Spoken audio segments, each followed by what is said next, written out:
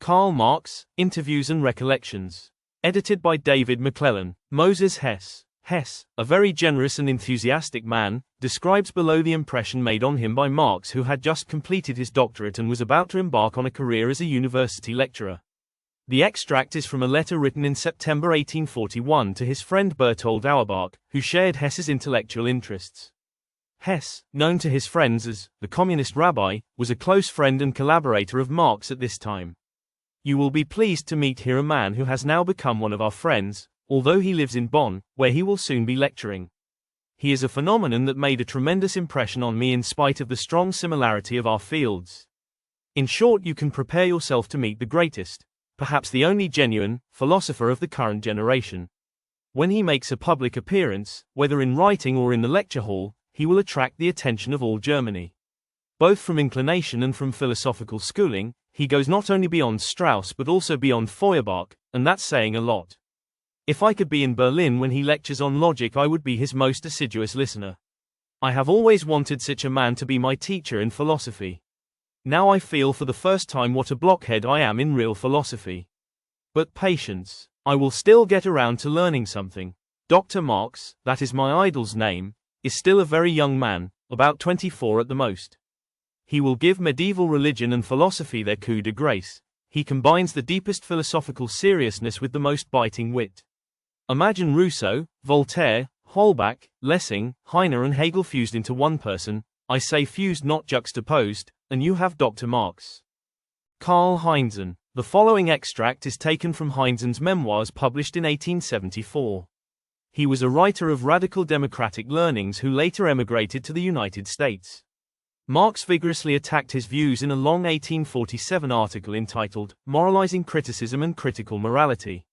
I first got to know Marx in Cologne, where he had been summoned to edit the Rheinische Zeitung after he had attracted the notice of the publishers through some of his contributions. At that time I had a lot of respect for his talent and liberalism, and my passion for observation was enthralled by this small, ingenious fellow who was so indifferent and careless about his outward appearance.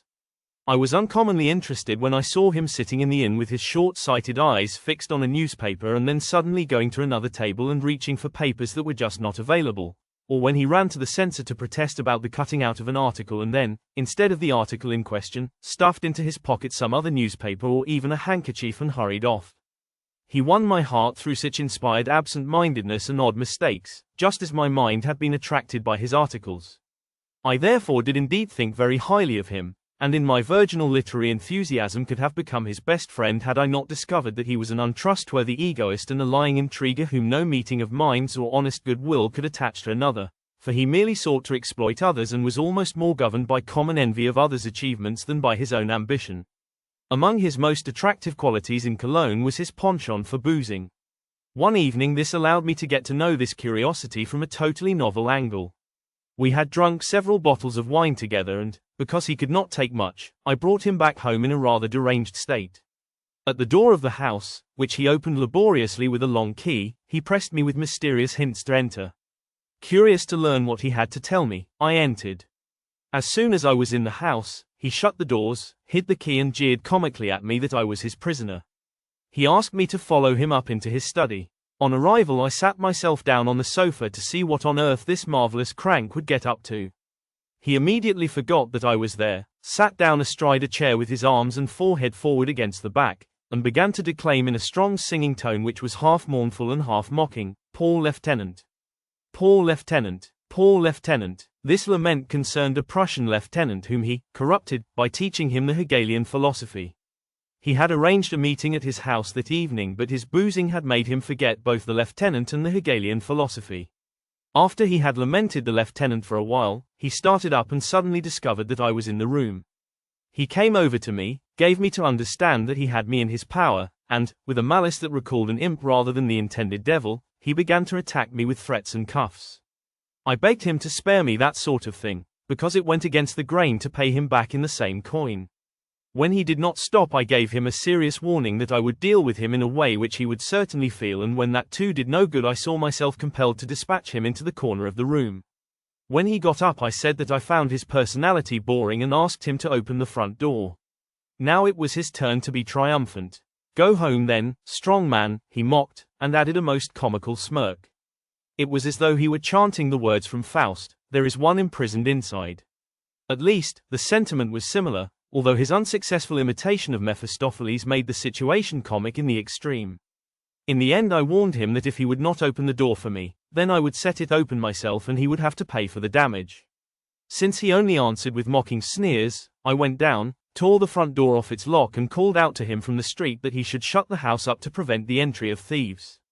Dumb with amazement that I had escaped from his spell, he leaned out of the window and goggled at me with his small eyes like a wet goblin. Arnold Rouge. The two excerpts below are taken from letters written by Rouge to two of his friends in the summer of 1844.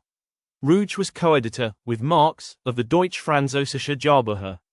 The project collapsed after the publication of the first issue, owing to lack of support. The split between Marx and Rouge was exacerbated by Marx's espousal of communism and Rouge's disapproval of Marx's bohemian lifestyle. My fellow editor Marx was always struggling with financial embarrassments and unjustifiably expected to be rescued by the enterprise.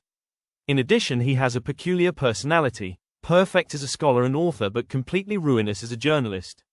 He reads a lot, he works with unusual intensity and has a critical talent that occasionally degenerates into a wanton dialectic. But he finishes nothing, breaks off everything and plunges himself ever afresh into an endless sea of books. With his scholarly temperament he belongs completely to the German world, but his revolutionary attitudes exclude him from it. I have for long taken a lively interest in him, and now the unpleasant fact is that it is precisely this interest that has caused the dissension between us. I was involuntarily reminded of Dormer and his excessive sensitivity. If possible, Marx is even more irritable and hot-tempered, particularly when he has worked himself sick and not gone to bed for 3, even 4, nights on end. As soon as the certainty of our failure was established, Marx informed me quite explicitly that he could no longer work with me. Philistine, inhuman and uninspired, that was his opinion of my views on marriage that had come to the fore in an argument over Herve, namely, that one should not abandon one's wife after the first year, that it was shabby to give oneself over to an empty sybaritic life, like Herve, and to elegant, blasé airs when one had every encouragement to serious cooperation. And now in Vorwärts, a journal that has suddenly slipped from Teutonism into communism, Herr Marx demonstrates how right was his judgment, that I do not think socially, have remained wedded to the most ordinary political point of view, and, as an author, am a literary charlatan. Bonn. Marx has the gift of affirming and proving everything, a true Eulenspiegel of the dialectic. No one suspects his sleight of hand, since up to the last instant he reserves the freedom to say black just as much as white. At the beginning of our friendship I made the acquaintance of a man in his company whom I still cultivate, a Herr von Ribbentrop, whose every word Marx twisted into its opposite. I reproached him, saying that this was an underhanded and disreputable way of carrying on. No, he said, that is the way to handle the fellow. He wanted thereby to teach him to think. Now I have to endure this schooling, which would be fine if I had the inclination really to get into it. But we already come in for enough criticism here, and Marx, in particular, because of his cynicism and crude arrogance, is anathema to the French. His opinion is that the whole culture of present-day France must disappear, and, because at its inception the new humanity can only be crude and inhuman, he immediately adopts these virtues. The French workers are infinitely more humane than this inhuman humanist. If Marx does not destroy himself through depravity, pride and crazy methods of working and, in his communist ingenuity, lose all sense of simple and noble style, then we can still expect something from his great scholarship and even from his unscrupulous dialectic. Marx wanted to criticize Hegel's natural law from a communist point of view, then to write a history of the convention, and, finally, write a critique of all socialists. He always wants to write on what he has just read, but then he always reads wider and makes new excerpts. I still think it possible that he will produce a really big and truly abstruse book in which he will shove everything he has been piling up. Wilhelm Liebknecht, being 5 or 6 years older than us, young fellows, was conscious of the advantage his maturity gave him over us and sounded us, particularly me, on every possible occasion. Well read as he was and with his fabulous memory, he had no difficulty in making it hot for us.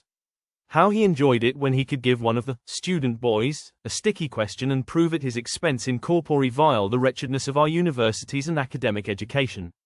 But he educated us, and there was a plan in his education. I can say that he was my teacher in both senses of the word, the stricter and the broader. We had to learn from him in all branches, not to mention political economy. You don't talk of the Pope in his palace.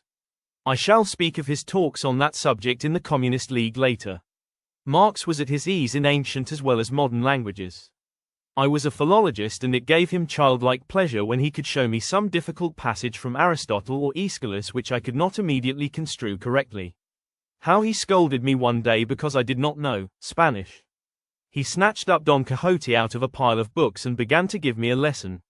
I already knew the principles of grammar and word building from Diez's comparative grammar of the Romance languages, and so I got on pretty well under his excellent direction and with his cautious help when I hesitated or got stuck. And what a patient teacher he was, he who was otherwise so fiery. The lesson was cut short only by the entrance of a visitor. Every day I was questioned and had to translate a passage from Don Quixote or some other Spanish book until he judged me capable enough. Marx was a remarkable philologist, though more in modern than in ancient languages. He had a most exact knowledge of Grimm's German grammar, and he understood more about the part of the Grimm brothers' dictionary that was published than I, a linguist. He could write English and French as well as an Englishman or Frenchman, though his pronunciation was faulty. His articles for the New York Daily Tribune were written in classical English, his Poverty of Philosophy against Proudhon's Philosophy of Poverty in classical French. The French friend to whom he showed the manuscript of the latter work before it was printed found but little to improve in it. As Marx understood the essence of language and had studied its origin, its development and its structure, it was not difficult for him to learn languages. In London he learned Russian, and during the Crimean War he even intended to study Turkish and Arabic, but he was not able to do so. As one who really wishes to master a language, he attached most importance to reading. A man with a good memory, and Marx's was of such extraordinary fidelity that it never forgot anything, quickly accumulates vocabulary and turns of phrase. Practical use is then easily learned. Marx at work. Genius is industry, somebody said, and it is right to a point, if not completely. There is no genius without extreme energy and extraordinary hard work. Anything which is called genius and in which neither the former nor the latter have any part is but a shimmering soap bubble or a bill backed by treasures on the moon. Genius is where energy and hard work exceed the average. I have often met people who were considered geniuses by themselves, and sometimes by others too, but had no capacity for work. In reality they were just loafers with a good gift of the gab and talent for publicity. All men of real importance whom I have known were hard workers. This could not be truer than it was of Marx. He was a colossal worker. As he was often prevented from working during the day, especially in the first emigration period, he resorted to night work. When he came home late from some sitting or meeting, it was a regular thing for him to sit down and work a few hours. And the few hours became longer and longer until in the end he worked almost the whole night through and went to sleep in the morning. His wife made earnest reproaches to him about it, but he answered with a laugh that it was in his nature.